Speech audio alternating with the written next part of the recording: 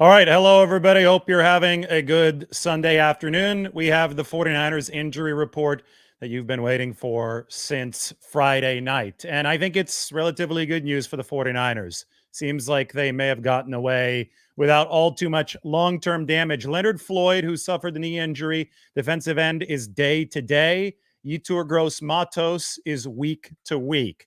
Kyle Shanahan was asked on the conference call, we just concluded right now, if the week-to-week status of Yetur Gross-Matos, who got hurt the play before Leonard Floyd, might land him on injured reserve. And Kyle Shanahan said, no, I do not think so. So this is one of the positions where the 49ers are thinner than others. And here's a look at my roster. The 49ers are entering 53-man cut-down mode. So this is a roster that you should become familiar with. I could zoom in on the defensive end position. You could see that Floyd and Gross-Matos are now shaded in that pink color. It means that Nick Bosa is the 49ers' top healthy defensive end.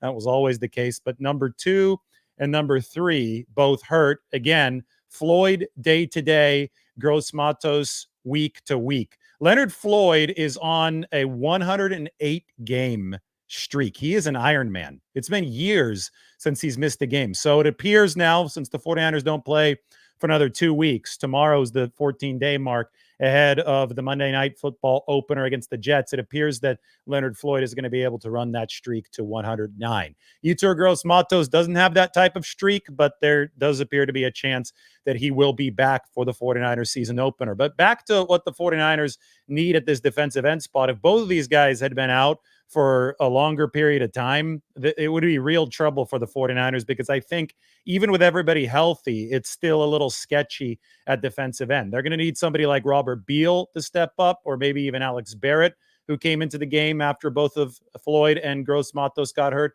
Maybe even Sam O, who had that sack late in the game for the 49ers. They definitely need to dig into their defensive and depth, and we'll see how they handle the Floyd and Gross-Matos injuries over the next few days. By the way, over the next few days, the 49ers are going to be in roster cut-down mode. So this is why this sheet right here, the 53-man projection, should be useful. We'll see how the 49ers cut it down to 53 and how they build their 16-man practice squad. Another part of this update is D. Winters has an ankle injury, and MRI results will be needed until we know more about D. Winters. That is the 49ers' second-year linebacker. I think there's been good and there's been bad from D. Winters this preseason. A lot of hype surrounding him coming out of OTAs, when Fred Warner said that D had the best OTAs out of any player on the 49ers team. And then we saw some electric plays in the preseason opener for D. Winters against the Tennessee Titans, but we also saw some negative plays. Right now, I think he's a lower floor, high ceiling player, which you don't mind at a deep position for the 49ers. Like linebacker, it's hard to teach a high ceiling. D. Winters obviously has it. He's got speed, former safety, former receiver at the high school level. And now they're trying to rein in some of the negatives to make sure that he can grab the torch at the linebacker position when the time comes. Another part of this injury update, 49ers fans should like this. Ricky Pearsall is going to be back tomorrow. Maybe we got to toss Ricky Pearsall's name into the title of this video. Everybody seems to be talking about Ricky Pearsall, and for some reason, people are trying to call Ricky Pearsall a bust before he even has a chance to play a single NFL game, before he has a chance to play an NFL game. Here's some perspective. Brandon Ayuk, his rookie season, 2020, missed his first game, week 1, due to injury. Brandon Ayuk obviously was not a bust. First-round pick. Went to Arizona State, just like Ricky Pearsall began his college career as Brandon Ayuk's teammate at Arizona State. But Brandon Ayuk, as a first-round pick, is now in position to make a lot of money.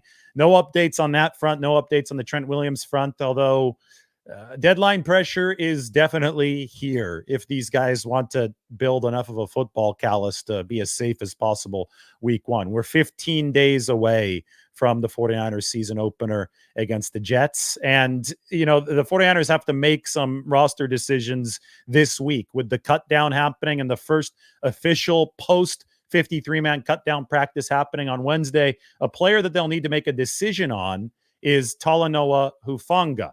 Now, with Hufanga, he's coming off of the torn ACL.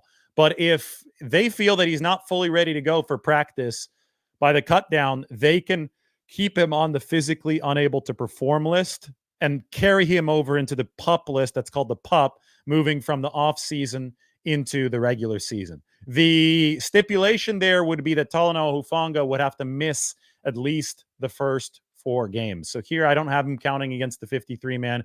As you can see, I've designated Talanoa Hufanga for pup. Dre Greenlaw is definitely going to be on pup. I don't think there's any question about that. But Hufanga, they have to decide where exactly he is. The benefit, obviously, is that he would not count against the 53-man roster if he carries over to pup in the regular season. The only way that you can put somebody on pup, the regular season list, is if they were already on pup in training camp. So the players that are eligible for that are Talanoa Hufanga and Dre Greenlaw. One of those two, at least, will end up transferring over to the regular season pup list.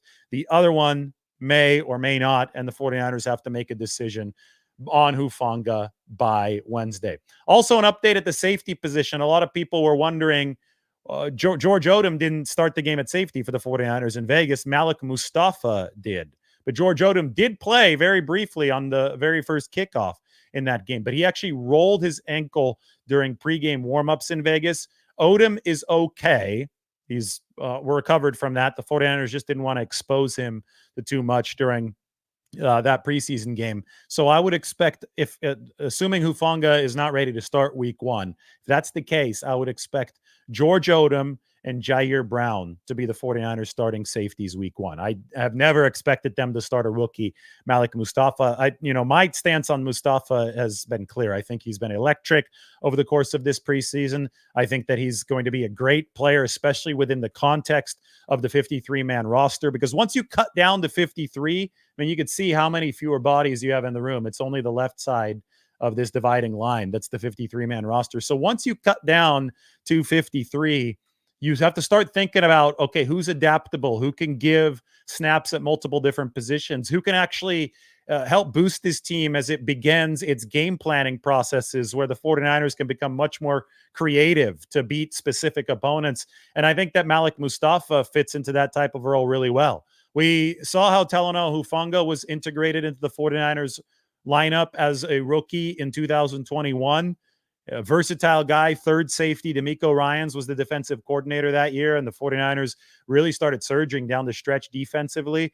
Well, I think that we might be able to see something similar from Malik Mustafa this year, but I would not expect him to start for the 49ers to begin the season against the New York Jets. If it's not Hufanga in there, and that's going to have to be determined probably by Wednesday, or at least his roster status, they can rule him out totally for weeks 1 to 4 by Wednesday. But if it's not Mustafa in there, then it will be George Odom and Jair Brown. So the 49ers are now in cut down mode. Up on The Athletic, I'll put this up for you. We've got a couple articles that you should check out. This is the first one that came out today. I was in Vegas yesterday. It was a really quick trip for me. And I was in the locker room and I wrote about Isaac Guerendo, who, by the way, Kyle Shanahan shared something really interesting about Isaac Guerendo in the conference call right now. That was his first time since the Senior Bowl wearing shoulder pads. And he goes out there and he delivers a 93-yard kickoff return. And I thought he looked good in the zone running game as well. But that's something I didn't put together because Guerendo had only been back at practice for 1 week, and the 49ers hadn't donned full pads in any of that stretch. So here was Isaac Guerendo, first time in full shoulder pads, first game since the Holiday Bowl last year for Louisville, where he went off for over 200 all-purpose yards and 3 touchdowns. And he absolutely delivered. We saw the 4.33 speed. We saw the 220-plus pound muscular build, the combination of which we rarely see in NFL. In fact, over the course of the past 20 seasons, only 2 prospects have entered the league running 4.33 or faster in the 40 while weighing 220 or more pounds. Those 2 prospects have been DK Metcalf and Isaac Guerendo. He might be ideal for the new kickoff rules and the new kickoff return rules. And we saw the 93-yarder. Funny to me, he just shot out of a cannon moving down that left sideline. You saw the 4.3 speed there. And then he had a cut on a diagonal across the field to get away from the back end of the kick coverage. And he finally got run down at about the 5-yard line. And for the last, 15, 30 yards, it looked like somebody had strapped a piano onto Isaac Guerendo's back. He really, really slowed down. But you have to realize he had a run, and he estimated, I asked him in the locker room in Vegas, he estimated that he had a run about 140 yards for the 93-yard kick return. Anybody that is 220 plus pounds and also has shoulder pads on for the first time in months and months and months, they're going to slow down after a certain point, and that point's going to come before 140 yards, especially somebody like Isaac Guerendo, who's 220 pounds. I mean, there's a lot of muscle there. This is not a distance runner. This guy's built like a sprinter. He was a sprinter back in the day as well. So it wasn't surprising to me that he slowed down on yard 110 or yard 120 of that sensational kickoff return. But what matters is the burst that he showed earlier in that return. And boy, was that impressive for Isaac Guerendo. All right, back to the top right here before I get into a little bit of a 53-man roster breakdown. Those of you just joining, by the way, I'm going to have Mike put this into the description on YouTube. So those of you watching on YouTube, you can go ahead and go to the description, subscribe to The Athletic, check out that article on Isaac Guerendo. We had a great conversation, and this is actually intel that I got from Bobby Turner, 49ers running backs coach, at the start of this month. Turner said that Guerendo, at least initially, asked for a number in the 20s. The 49ers obviously didn't have a number in the 20s, so he got more of the fullback number, 49. And it reminded Bobby Turner of Matt Breida back in 2017 as a rookie. Got 49. Breida tore it up. Breida earned 22 after the roster cut down, after some numbers opened up. And it's a big point of pride for Matt Breida. Even today, he'll talk about the 2-2, the jersey that he earned to move away from number 49 as an undrafted free agent in 49ers training camp. So Guerendo trying to earn his stripes as well. And we'll see if he moves into the 20s. Now, I followed up with Isaac in the locker room, and he said, I feel that 49's got an aura to it. 49 on the 49ers. I'm actually surprised that more players don't want that jersey. If you have any thoughts on it, you could let me know in the comment section, either on Twitter or on YouTube. If you're listening on the podcast, by the way, on the Lombardi Lounge, Spotify, Apple Podcasts, wherever you consume your podcasts, you can always watch the video form of this, and you could leave some feedback, but or you could leave a question that I can answer. But 49 on the 49ers, I would think, what would be more popular, but it's not. And here we have Isaac Guerendo with 49, and he's starting to talk about the aura of the jersey. It helps when you have a 93-yard kick return to christen the jersey in your first day in shoulder pads since the Senior Bowl. So anyway, check out that article. Mike has put the link to The Athletic where you could sign up in the description. That is Isaac Guerendo. And here are, I put the Leonard Floyd knee injury status at the bottom of the screen for those of you just tuning in. Good news for the 49ers on Leonard Floyd day to day. He's an Iron Man. This is a guy who I still remember the very first practice of training camp this year. I think it was the first snap.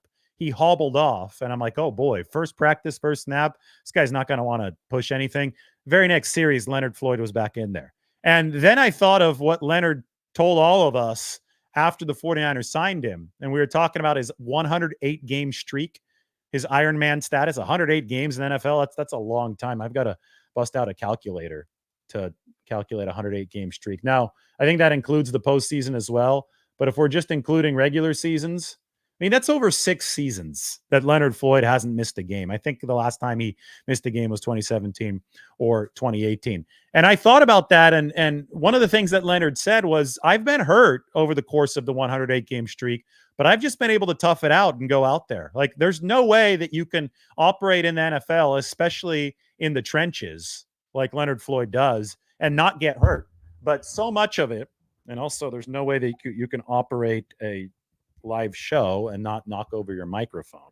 It's becoming a little bit of an issue. It's embarrassing. It's happened to me like 4 times in the last 10 lives that I've done. I think I have to reset this mic arm. There, it's a lot better. Now we're functional again. Anyway, Leonard Floyd has gotten hurt over the course of the past 6+ seasons, but he hasn't missed a game. And, I just think it goes back to what this guy is made of. Obviously, he's in phenomenal shape. So much about the mystery of Leonard Floyd And I think the reason why he's going to be a good addition to this 49ers defensive line, and we saw a little bit of it already in the preseason finale against the Raiders, is that he's built like a wideout, right? I mean, he's 6'4". Uh, he weighs in at 240, but to me, it looks like he's a little bit lighter. I'm not saying that he is lighter. I mean that in a complimentary way. It's just this really wiry strength that you don't typically see from defensive ends. And I know there's been a revolution in football, and defensive ends have gotten lighter, and athleticism at that position has become the be all end all. But Leonard Floyd has taken it up to another level, because normally if you get too light, you can't set an edge against the run, and you become a liability in that regard. But he hasn't been a liability against the run over the course of his career. And I think that the lighter weight has actually given him the ability to succeed in the department that he's the best at, and that is the cleanup sack department. And you saw his sack before he got hurt against the Raiders was absolutely right down to a T of what we expect from Leonard Floyd. He didn't win by overpowering the tackle. He won because he was able to knife his way through a crowd and corral the quarterback. And that requires hustle, that requires wiry strength, that requires flexibility, that requires athleticism, and it requires brains. And I think Leonard Floyd is a really, really smart pass rusher. The 49ers have been looking for somebody to pair with Nick Bosa on the opposite side. And you know that Bosa is going to win his one-on-ones often. You know that Javon Hargrave, who's one of the better interior rushers in the game, is going to win his one-on-ones often. So what happens when two guys win, but the rest of the line still has to worry about everybody else? Well, the other guys better be able to seal off the escape hatches that the quarterback is going to try to get through once he sees Bosa and or Hargrave winning. And I think that's what Leonard Floyd can be really good at for the 49ers. Now, other defensive end that they picked up this offseason who also suffered an injury, a play before Leonard Floyd, is Yetur Gross-Matos. And he's had some really impressive reps over the course of the preseason. I still remember the one against the Saints in week 2 where he just beat the left tackle with a rip move, got right back into the quarterback's lap. But Gross-Matos is week to week. The good news for the 49ers there is that they do not anticipate that he'll need to go on injured reserve. With 15 days left until the start of the regular season, I think there is a solid chance that Yetur Gross-Matos is back from Monday Night Football against the Jets. But Gross-Matos, he's bigger. He's more of the 270-pound type, the standard defensive end body, but he's also really, really athletic. And they feel that they can use him in a way that will really unlock his abilities. I think he really started to turn up toward the end of his time with Carolina, especially when they lined him up inside. And the 49ers have not been shy about their plans to line Yetur Gross-Matos up on the inside. So Floyd day to day, Yetur Gross-Matos week to week. Once he's back, maybe for week 1, we will see maybe a Charles Omenihu, Arden Key-like role outside, setting the edge on base downs, inside rushing against guards in nickel packages. MRI results needed for D. Winters, Ricky Pearsall back at practice tomorrow, and Talanoa Hufanga decision needed by Wednesday, because the 49ers are in cut down mode. And speaking of cut down mode, why don't we go to the 53-man roster? I'm going to be making several projections or talk about projections over the course of the next few days. So go ahead and subscribe. Make sure that you're all on board, so you are ready for all the updates that I'll be giving you. And I'm also going to be sharing some cool sights and sounds from San Francisco, because I just went on an awesome bike ride today. Then on a swim in the bay, I had a seal encounter today in the bay that I'm going to have to tell you about. But first, I want to delve into this 53-man roster look as soon as I get a couple of these clips ready for everybody. It still is. I'm taking time out of my day right now to not be outside.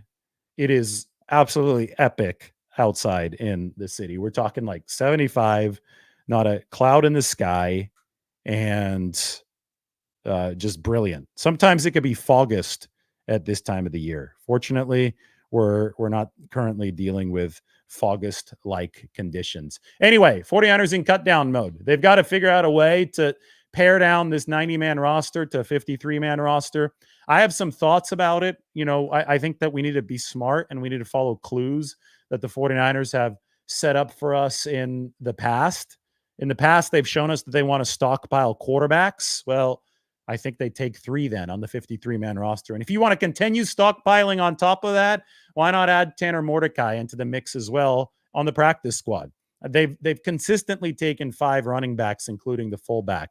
So I think this is the group that you look at for the 49ers, with McCaffrey obviously leading the way. We'll see when he returns to practice, but I think Christian is close.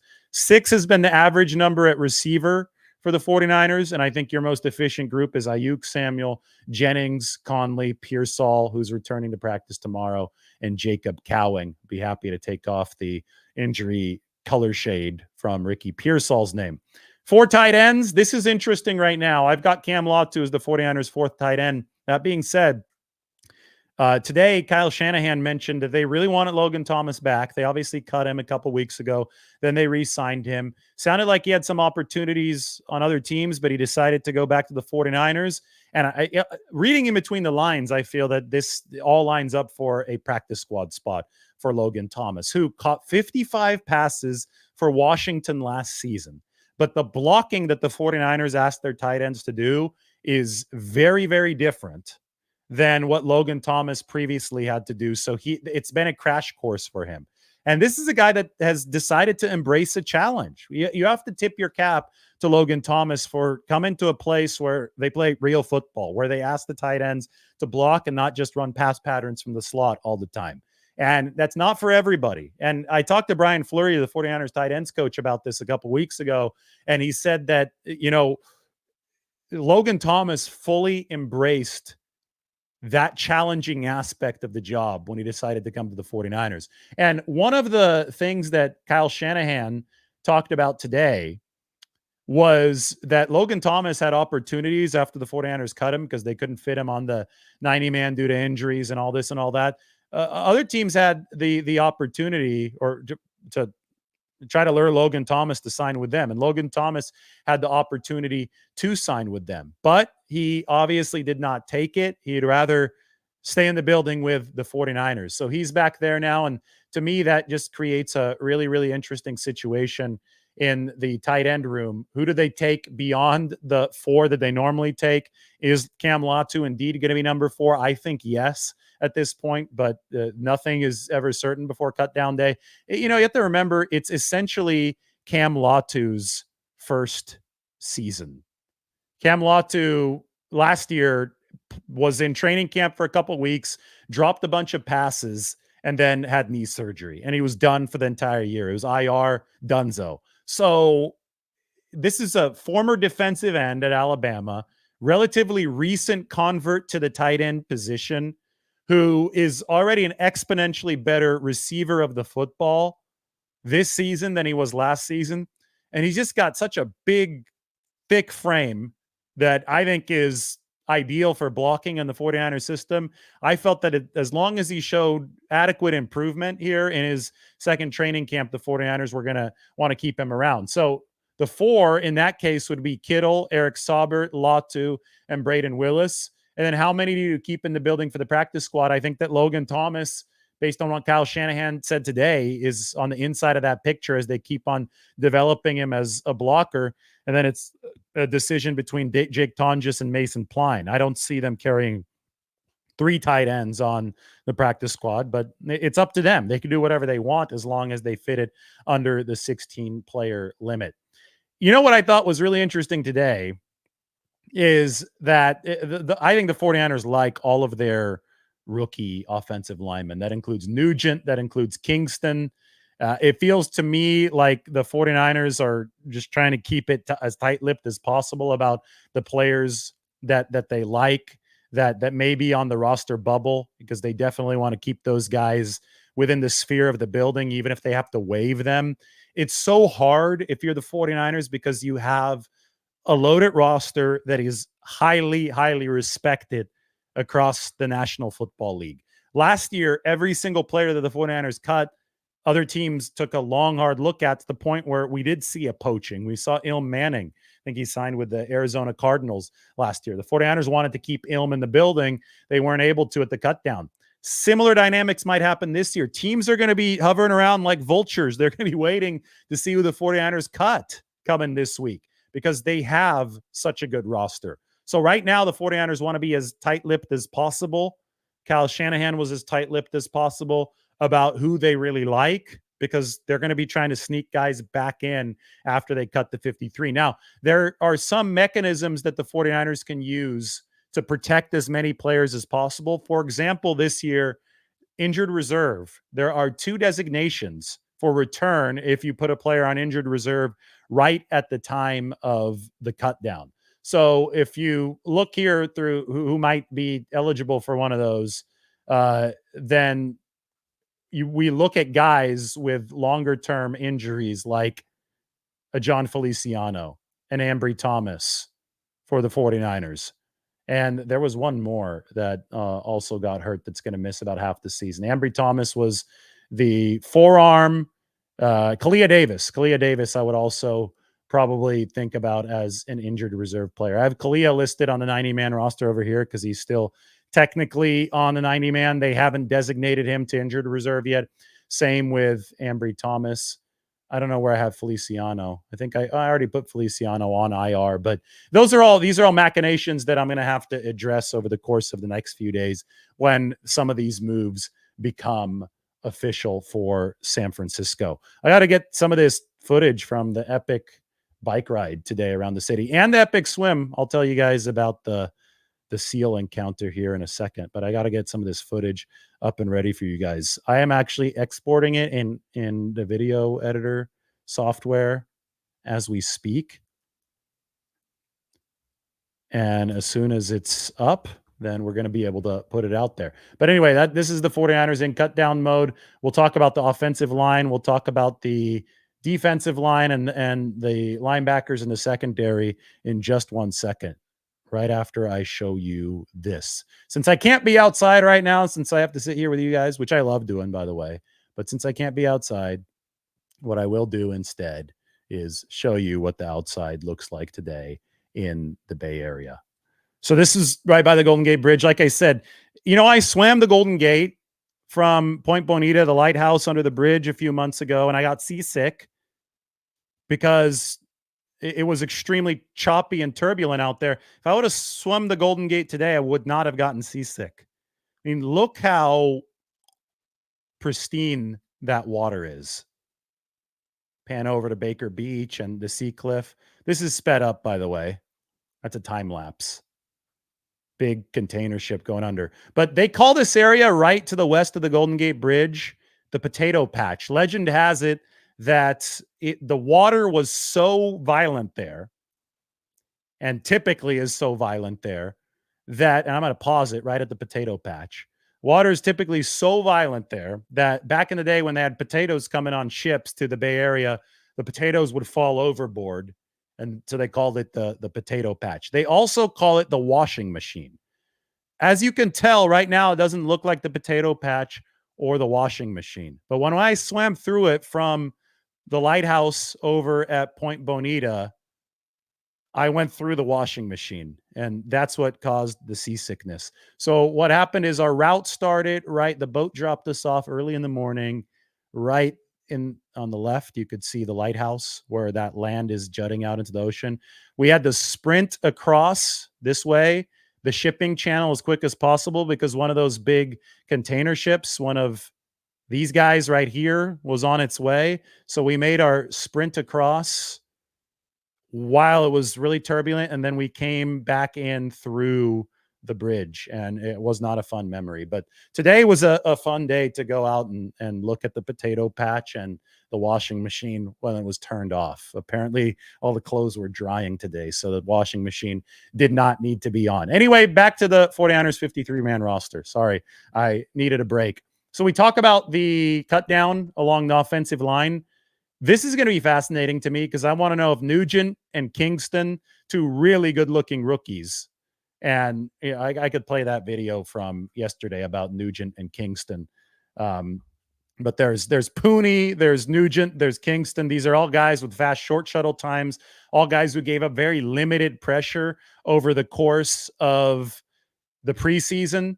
I want to know how many of them make the 53-man roster and if the 49ers can fit them on the practice squad. And it's the balance between making sure that you are safe with higher floor linemen right now versus making sure that you are building this team for the future. Because I really do believe that Pooney, Nugent, and Kingston could be fixtures for this offensive line, 60% of it moving into the future on rookie contracts, players that have impressed with their pass protection right away. So who plays swing tackle? Is it going to be Jalen Moore? How many backup interior linemen do they take on the 53? Barch and Zakel are obviously two contenders. How quickly is Aaron Banks able to come back from the broken pinky? All of those are question marks for the 49ers up front as they try to field a better offensive line and better pass protection than last year. I have them taking 9 offensive linemen on this initial projection. I might change my mind. I always reserve the right to change my mind as we move forward because we're going to be getting different pieces of intel. Maybe the 49ers even come out with a wave of roster cuts before they come out with the longest part of the roster cuts. So as that happens, then we'll obviously adapt everything and we will react to everything using this sheet, this depth chart as our base. This has 8 defensive linemen making the 49ers team. Will be 8, will be 9. In the past, we've seen them take 10 before. I don't know, but they need at least 8 to run a rotation. And they could obviously call guys up in the practice squad as need be. A lot of it will depend on the health of Yetur, Gross-Matos, and Leonard Floyd. And that brings us back to the injury report. Leonard Floyd is day-to-day. Yetur, Gross-Matos is week to week. Then you move on to the linebacker position. Dre Greenlaw, obviously on PUP. So how many linebackers do you carry on the 53?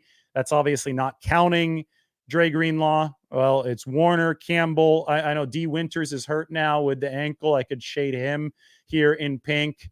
There's Flanagan Foles, Curtis Robinson, Jalen Graham, and then Tatum Bethune. This is one where I'm like, gosh, this guy's been playing well. 7th round pick out of Florida State that the 49ers want to make sure that he's part of the mix for them. Well, if that's the case, if San Francisco does want Tatum Bethune on the 53-man roster, then somebody's probably going to have to give way to Tatum Bethune. Are there any trade candidates here? The 49ers have traded a linebacker before around this time of the year. This regime has. Remember Dakota Watson back in the day? He was more of a strong side linebacker. Wasn't really an off-ball linebacker, edge rushing type, but that was in, I think, 2018, I want to say. I think they got a 7th round pick from Denver for Dakota Watson. They also traded Jonas Griffith. I think that was also Denver, right? Jonas Griffith was an off-ball linebacker, 7th round pick. So somebody like Curtis Robinson, the 49ers value that linebacker position so much, and it's paid off for them. It's really helped them combat the type of offenses that are copying their own offense. I think the Rams, for example, they're thinking about trading Ernest Jones the fourth now.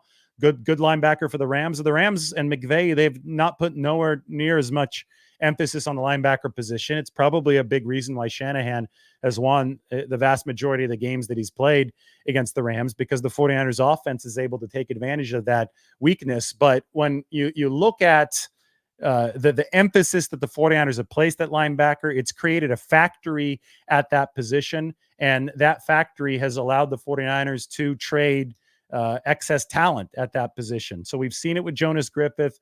We've seen it with Dakota Watson. And now we will see if potentially we see some of that this year, because I do sense a logjam with Tatum Bethune, not necessarily assured a roster spot right now, despite the fact that he's been a good tackler and a good defender, especially against the run over the course of this preseason.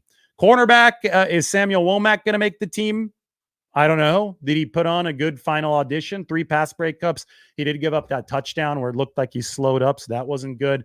They don't have to worry about the Ambry Thomas situation in as far as the 53-man roster goes. They can use one of those IR designations, the return on him with the broken forearm. But I mean, I do think that you still want to make sure that veterans are on this football team. You can't, over prioritize the young guys. Of course, Renardo Green is going to make the roster, but I also wonder, is Rock Yassin going to be above him on the depth chart to begin? Is Renardo going to have to work his way to leapfrog into more playing time? Going to be really interesting for what is the most talented group of cornerbacks the 49ers have had ever since Shanahan and Lynch have taken over. Then, of course, you've got the safety position. And I've got to bring it back to the safety update. Malik Mustafa alongside Jair Brown against the Raiders, but it was because George Odom rolled his ankle in pregame warmups. Odom is okay now. So before Hufanga comes back, or until Hufanga comes back, I would think your top two safeties are Jair Brown and George Odom. Speaking of trades, assuming Mitch Wishnowsky is ready in time, what do they do with Presley Harvin III, who had 4 punts down inside the 20 in week 2 of the preseason? He was a starting punter for the Steelers. Is he going to have some trade value for the 49ers? I don't know. Somebody like Harvin, obviously excess at the position, assuming Wishnowsky gets healthy.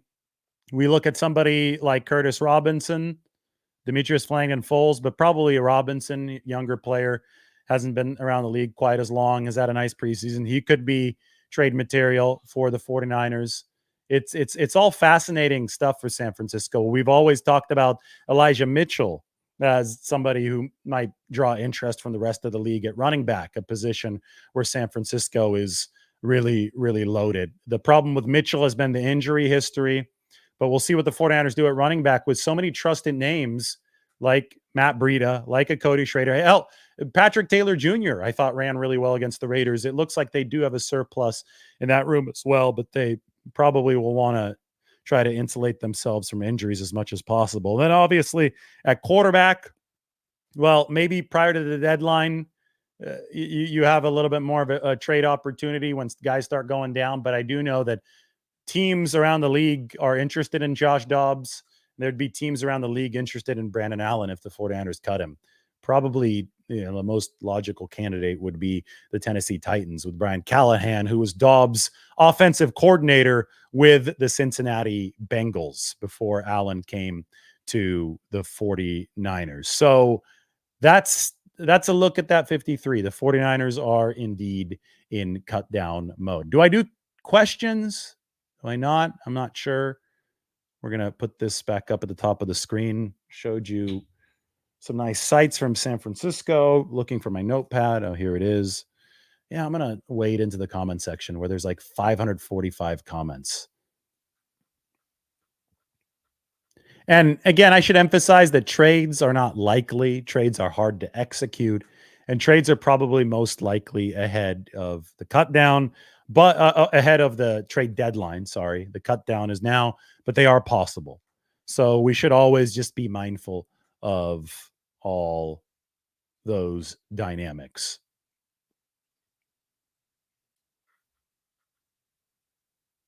Somebody says, don't look at the comment section. It's a trap. I'm looking. I don't know if I'm going to put comments up on the screen right now. You can post all your questions, and if I like one of them, then I'll put it up there. But right now I'm chilling. Sometimes delving into the comment section, it can be a trap sometimes. So you got to convince me to do it. There have to be enough good questions.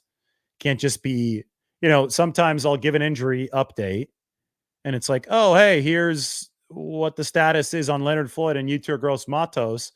And then I go to the comment section and somebody goes, so how long is Leonard Floyd going to be out? And it's like, you are literally watching the video, which is the injury update on the player that you're asking about. Yet you're still asking about it. So I don't know if I should answer your question because it's apparent that you haven't really been watching or listening. So that's one of the reasons I don't like to wade into the comment section all too much.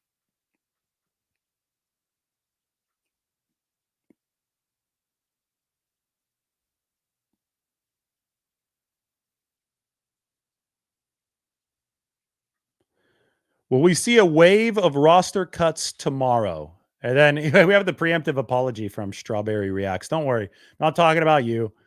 I'm sorry if you already answered. The 49ers have in the past sometimes given a short blip of cuts earlier on, and then they've turned around and given the master list, as I like to call it, later before the cut down, like usually an hour before the cut down. Sometimes it's been after the cut down. So they might.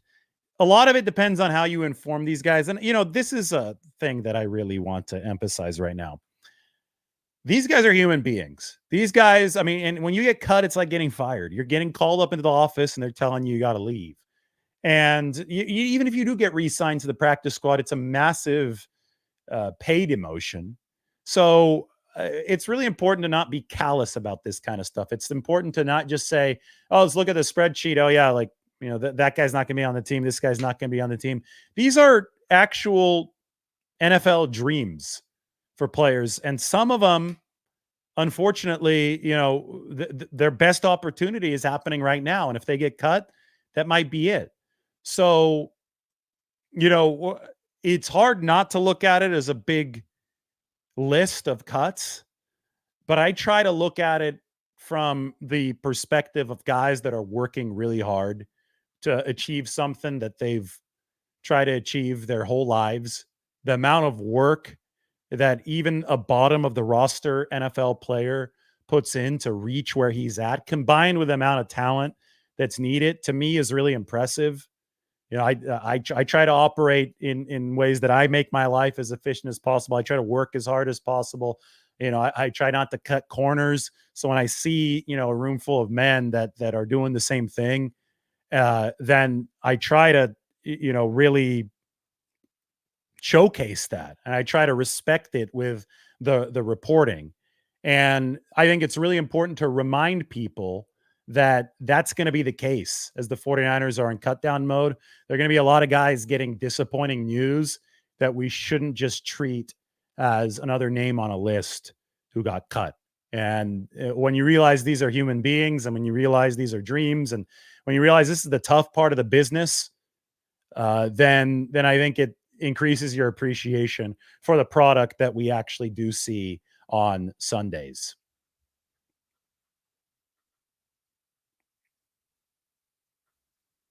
Mike did some math. Yeah, 1,184 players will be fired across all 32 teams. It's tough. Now, I mean, there's limit. The reason the league is such a high quality product is because there's limited space, right? There are only 32 teams. They all have 53 roster spots. Now, there are different ways that you can, manage to get guys on, stay in the building. The practice squad obviously has 16 spots, but there's also injured reserve spots and pup spots. So, it's not going to be exactly that number above 1,000 getting fired, but you get the point, right? And when there are limited spots, it leads to high quality play, which I think you obviously see. It's the highest quality play in the world, the best league in the world, but it also leads to a lot of disappointment when only a very, very small percentage of football players are going to get a chance to see their ultimate dream. I think Bo has a good point here. 1% of college football players make an NFL team.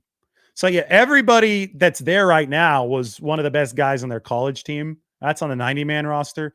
Once you cut down to the 53, this is the best of the best of the best. So remember that when you're yelling at the TV and you're saying, "Oh, he sucks. This guy sucks." This guy was the best in high school, was the best in college, and was better than over 1,000 guys that got cut in any given season.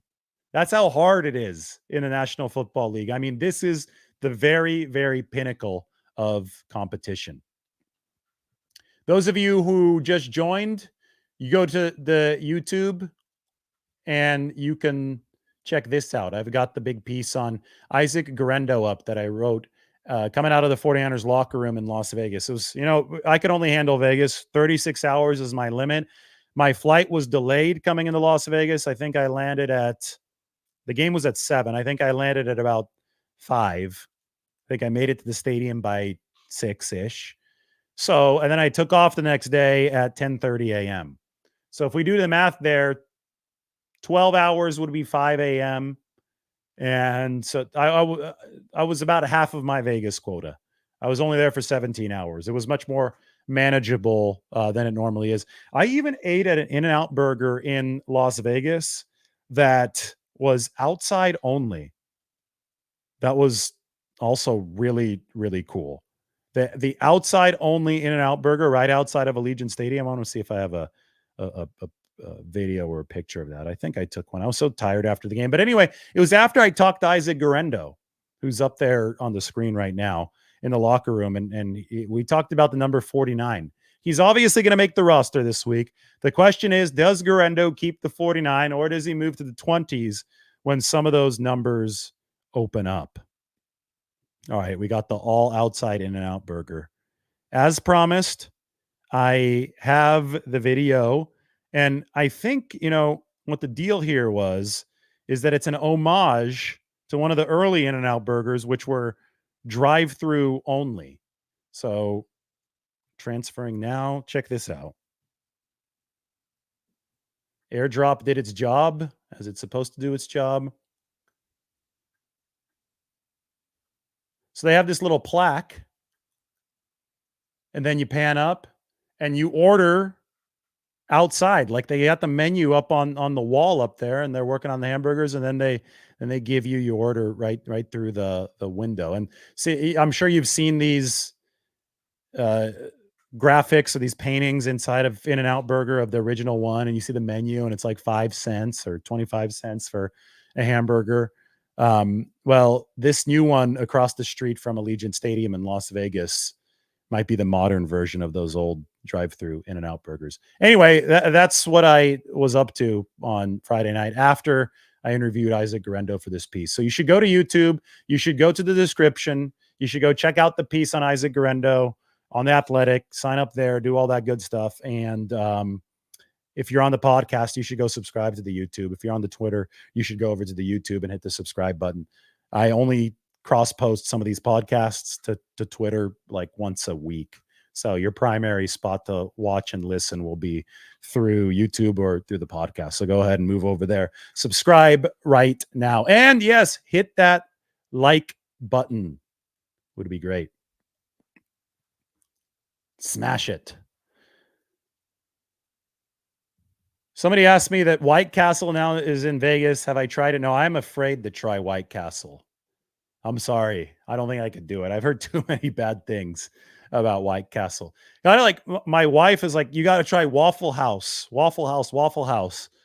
And no, I'm afraid. I just can't do it. The Californian in me cannot go to White Castle, cannot go to Waffle House. I'll go ahead and show you all the nice sandwiches that I'm getting in San Francisco. I'll show you things like the Lombardi Special, which were able to get the other day. They're serving that over at Jumpstart Coffee. And those are, I would say fairly gluttonous meals, but I'm sorry. I can't do it when it comes to Waffle House or whatever they call it, White Castle. I just can't do it. So I'll show you guys the Jumpstart Coffee one at a later show. I know we have way more viewers than normal, so I did figure it might be a good time to give you guys a little bit of a look at other stuff, but I can't really find it right now. I found that Golden Gate Bridge video. That was neat, but I already showed that. Yesterday, I talked about the 49ers offensive line. Why don't I leave you guys with that? We're going to play our 49ers O-line video. And I am going to go enjoy the outdoors. This is from Bernal Heights in San Francisco. And I think that I tacked on some good stuff at the very end. So everybody take care. We will see you tomorrow. But why don't you just make sure that you stick around for some talk about 49ers rookie offensive linemen. Rookie class might save the 49ers offensive line. As we talk about Dominic Pooney, Jared Kingston, and Drake Nugent, welcome from America's most beautiful city. Top of Bernal Heights. I guess it rained twice today as I was on my way home from Las Vegas, where I saw the 49ers' top 3 rookie offensive linemen put on another great performance. And this has huge implications for Brock Purdy and this team, both in the present and in the future, because they've needed an immediate improvement, especially at right guard. And Dominic Pooney is going to start at right guard, and he had 58 pass blocking snaps over 3 preseason games, gave up a total of 2 pressures. One of the lowlights for Pooney happened yesterday where he got crossed up on the stunt, pushed back into Brock Purdy. That was one of the pressures that he gave up, but Purdy immediately turned it into a highlight because Brock Purdy is an elite quarterback, and he was able to feather the ball over the linebacker in front of the safety to George Kittle. That was the play on which Pooney gave up the pressure. Then there's Jared Kingston, who came in a little bit later. He's also been playing guard, playing some tackle also during the practices for the 49ers. And Kingston had 85 snaps in pass protection over the 3 games, and he only gave up 2 pressures. So in Pooney and Kingston, you have 2 offensive linemen who ranked in the top 5 of all offensive linemen this year in the short shuttle. And the short shuttle is how quickly, measures how quickly a player can shuffle from side to side. And that's obviously extremely important, not only to run blocking, but also to pass protection. Then you have Drake Nugent, who scored very well in the short shuttle as well. He plays a different position. He plays center. I think center is extremely important to what the 49ers do offensively. Kyle Shanahan has long pursued high-priced centers. Remember Weston Richburg, unfortunately he got hurt in the 2019 season, but then Alex Mack has been with Shanahan for 3 stops before he retired after the 2021 season. Well, Nugent was an all Big Ten center at Michigan on a 15-0 national championship team for Jim Harbaugh, the former 49ers coach. The only reason that he wasn't drafted was because he's a little undersized for the position, but he had 59 pass blocking snaps over the course of this preseason, and he gave up only 1 pressure, which ranked number 3 of all centers in the NFL. So Nugent, he might be a practice squad guy. This might be a future project for the 49ers. But I think that Pooney, especially since he's already been named the starting right guard, and Kingston, they can help this 49ers offensive line immediately. I'm making my way across Bernal. This is absolutely epic. Right above the mission, by the way, we could step over here so you guys can get a better look at the mission behind me. Twin Peaks is over that way. Mike again being put to the test with the wind coming over Twin Peaks from the Pacific Ocean. It doesn't get any better than this. So this year, the 49ers offensive line, they ranked, I think, number 21 in pass block win rate last year. I've been highly critical of the 49ers pass protection for years. And I've always pointed, it seems, when I'm criticizing this line, I've always pointed at that right guard position first.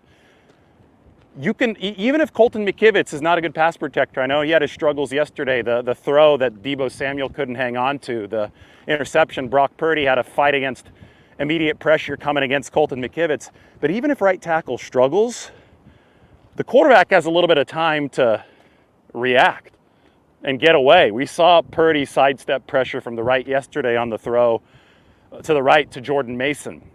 But if pressure's coming right up the middle, that's the kryptonite of every single quarterback. So you better have good blocking, good pass protection from your guards, especially with some of these new age defensive tackles. It started with the Aaron Donald revolution. Some of these light defensive tackles who are super quick on the inside. You need real athleticism. That's why that short shuttle is such a good measurement and such a good predictor for offensive linemen who are going to succeed. So I think Dominic Pooney's quickness, athleticism, and his anchor, he didn't give up a single sack over 2 years at Kansas, is extremely significant. I think that the same holds true for Jared Kingston. You have to look at these guys' backgrounds, right? Jared Kingston was at Washington State in the air raid under Mike Leach. So they hardly ever ran the ball. So he really polished his game as a pass protector at his first stop. And then he transferred to USC, where there was obviously more running happening. And I think he's developed into a guy that can succeed in the 49ers system. San Francisco is going to pass more than ever under Kyle Shanahan this year. That's a testament to Brock Purdy. It's a testament to their weapons, but it's also a testament, I think, to an improving offensive line. Kingston can pass block. We'll see if and when he is inserted into the lineup. It's obviously been a good start to him in his rookie preseason. Pooney is in the lineup. He can pass block in the future. It does look like Drake Nugent also knows what he's doing, but more development will obviously be needed. But with more passing comes more responsibility up front. And with a franchise quarterback like Brock Purdy being one of the best talents in the game comes the need to protect him. And I think that the 49ers are firmly on that track. Now, there are still injuries and hurdles to overcome along the offensive line. Obviously, Colton McKivitz is not a great right tackle, especially in pass protection. But I think that Pooney has shown the attention to detail so far over the course of these 3 preseason games that indicate he might be able to help Colton McKivitz. Just some of the awareness to be able to step to the right, make a little shove to the right whenever Colton McKivitz might need a little bit of help. Especially that one example against the Saints in the red zone on the throw that went from Josh Dobbs to Trent Taylor.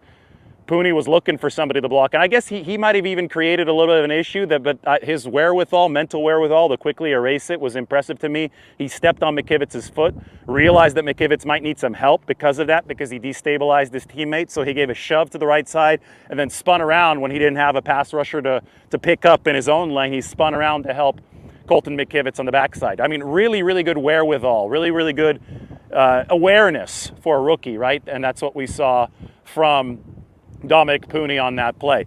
Jared Kingston, he'll continue to develop into that role. And then Drake Nugent, he's got a whole other list of things to worry about that begins with calling out the safety rotations and setting the protections for the offensive line, because that goes through the center in the 49ers system.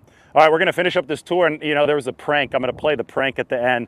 John Feliciano, and this is the part of the injury situation the 49ers have to overcome up front. Feliciano, surgery on his knee, is going to be out for about half the season. He's the one that pranked Dominic Pooney by pouring a bunch of styrofoam into his car. He said that Pooney deserved it. I'm not so sure. I met Pooney. I met his parents.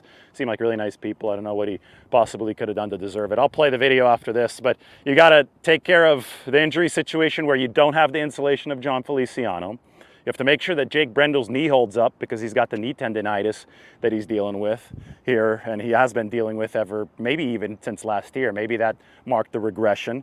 You've got to overcome the fact that Aaron Banks is going to be out until at least week 1 with a pinky injury. I think that there was some trouble over on the left side of the line yesterday. The one Purdy sack, that was the fault of Nick Zakelj, the backup left guard, and Jalen Moore, the backup left tackle, just getting beaten by a two-man rush. And obviously you got to get Trent Williams back, and maybe that happens this week. Maybe Big Trent comes back this week. That helps solidify the 49ers offensive line in the short term. And in a longer term, you're looking at contributions from Jared Kingston, obviously Dominic Pooney now, and in the longer term, and potentially even Drake Nugent. But what a start for these rookie offensive linemen. I think that's one of the biggest stories for the 49ers coming out of training camp. This is why you can't just go to any source on the internet and think that you know about the 49ers accurately. Oh, they said they didn't invest in the offensive line.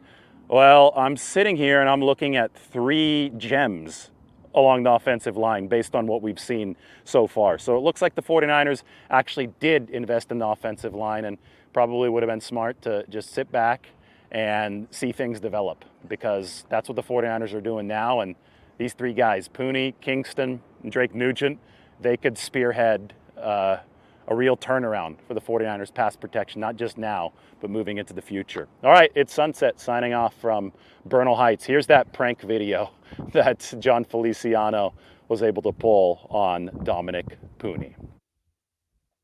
So you'll see here that a lot of those styrofoam peanuts, I got this off of social media, filled the entire car. Kyle Shanahan didn't have much more intel on this, but funny stuff indeed. Then John Feliciano says, y'all know what y'all did to deserve this. I know I showed the Golden Gate a little bit earlier. This was Bernal Heights last night, just giving you guys the full view. I'm sure the sunset's going to be just as nice tonight too. So just the weather in San Francisco, it's awesome. It's foggest in some parts of the Bay Area, which I'm looking at right here, but not where we're at with the camera. All right, everybody, take care. Thanks for watching. I'm going to go sub to the channel. Check out the podcast. We'll see you soon. Practice Monday, Wednesday, and Thursday this week.